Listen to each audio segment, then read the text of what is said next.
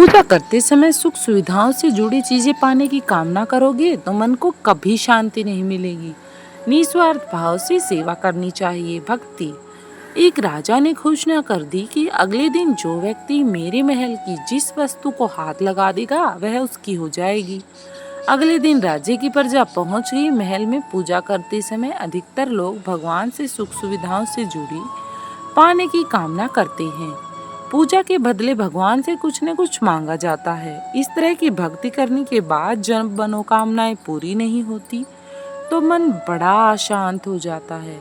मन को शांति चाहिए तो भक्ति निस्वार्थ भाव से ही करनी चाहिए। ये बात एक लोक कथा से समझ सकते हैं। एक प्रचलित लोक कथा के अनुसार पुराने समय में एक राजा ने अपने राज्य में घोषणा कर दी कि अगले दिन जो भी व्यक्ति मेरे महल की जिस चीज पर हाथ रखेगा वह चीज उसकी हो जाएगी। राजा की घोषणा सुनकर प्रजा खुश थी। सभी राजा की अलग अलग कीमती चीजों को पाना चाहते थे। अगले दिन जैसे ही सुबह हुई राजा के महल में प्रजा की भीड़ उमड़ पड़ी। कुछ लोग सोने चांदी के बर्तन लेने की कोशिश कर रहे थे तो कुछ लोग हीरे मोती के आभूषण लेने लगे। लोग अलग अलग चीजें चुन रहे थे। राजा दूर अपने सिंहासन पर बैठकर ये सब देख रहा था। उनकी प्रजा महल की चीजों को पाने के लिए दौड़ भाग कर रही थी और अलग अलग चीजें चुन रही थी।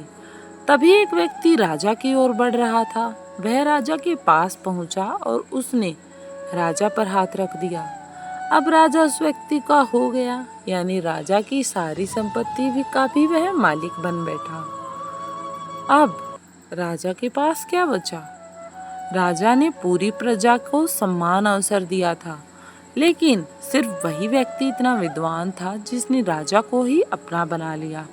नहीं तो सब व्यक्ति एक छोटी मोटी चीजें ही चुनने में लगे हुए थे। इस कहानी से हमें ये शिक्षा मिलती है कि हमारी भक्ति से जुड़ा है जो कुछ भी जुड़ा है। लोग भगवान की बनाई हुई चीजों को पाने के लिए पूजा पाठ करते हैं, दौड़ भाग करते हैं। हर व्यक्ति की कोशिश रहती है कि किसी भी तरह सुख सुविधाओं की सारी चीजें मिल जाएं। इसी सोच की वजह से अधिकतर लोगों का मन अशांत रहता है और पूजा में भी अलग अलग तरह के विचार उनके मन में आने लगते हैं। अगर भक्ति निस्वार्थ भाव से की जाए तो भगवान स्वयं भक्त पर कृपा कर सकते हैं।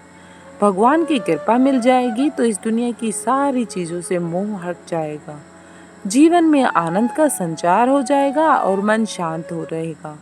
सारी समस्याएं अपने आप खत्म हो जाएंगी और मन में शांति ही शांति हो जाएगी। ये थी एक छोटा सा किस्सा जो कि भगवान को याद करने के लिए बनाया गया है।